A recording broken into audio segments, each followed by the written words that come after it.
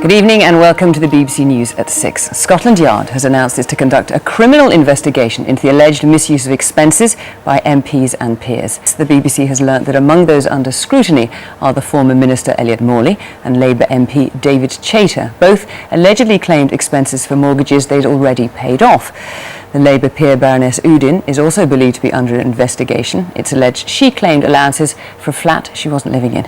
I think this news will convulse Westminster. As Jude Kelly was saying, the expectation was that probably there wouldn't be investigations or prosecutions in most cases. They always left open the possibility of going after a small number of MPs, but the fact that the investigation is now being launched I think has actually shocked some of the MPs in the political parties here. The Labour Party in the last few minutes have issued a statement. They say that while it would be inappropriate to comment on an ongoing police investigation, they expect all Labour Party representatives and members to cooperate fully with the police. Now, we've tried to contact some of the people who've got into trouble with their expenses. I called Elliot Morley's home address. His home phone was slammed down on me.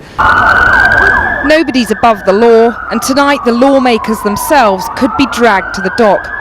A small number of MPs and peers are being investigated by the Metropolitan Police over the alleged misuse of parliamentary expenses.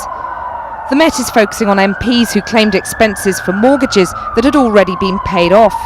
It always surprised me that the police didn't get involved sooner, because we were talking about suspected wrongdoing, and it was so much the instant reaction that the police would go after the whistleblower, which always, why would they do that? They should have always been going right for the the MPs that had made the questionable claims. The charges that one would imagine they'd currently be looking at would be fraud by false representation. That has to be proved to be dishonest, and the maximum penalty for it is 10 years. Almost 200 MPs have repaid £500,000 they wrongly received in expenses. Today it emerged that several leading members of the Cabinet claimed too much for mortgages on their second homes.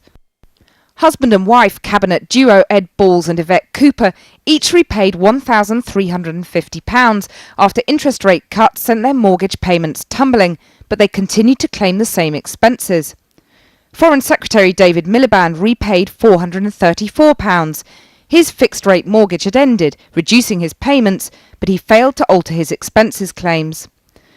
MPs are allowed to make claims covering mortgage interest on their second homes, so long as they get their figures right. But they're not allowed to expense the cost of capital repayments. Pensions Minister Rosie Winterton fell foul of these rules when she claimed for capital as well as interest costs. She has now repaid £8,247.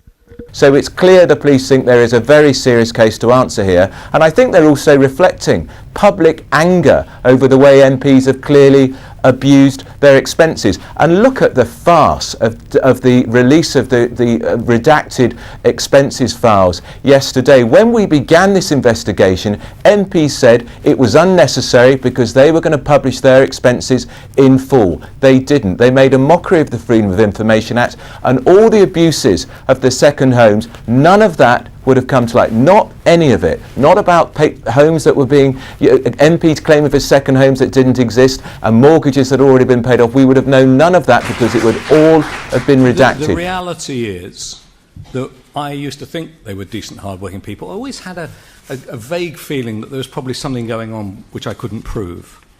And now we know.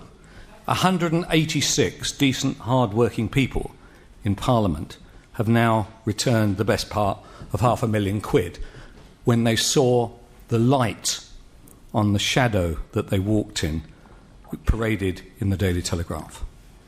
Without the Daily Telegraph, what we saw in our newspapers this morning, what you saw on television last night, we'd never have known.